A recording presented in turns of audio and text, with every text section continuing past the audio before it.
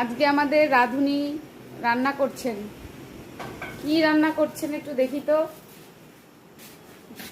Gas কিন্তু বন্ধ আমাদের দেবী।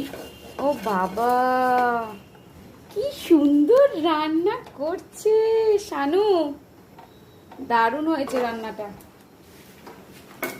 ওফ, এই হচ্ছে শানামার রান্না, দারুণ রান্না করছে। আর আমার চিন্তা নেই।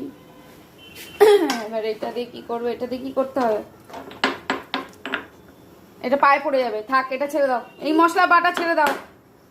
হ্যাঁ হয়ে গেছে, ছেড়ে দাও। তো এখানে পেঁয়াজ, লেবু, আদা দিয়ে রান্না হচ্ছে।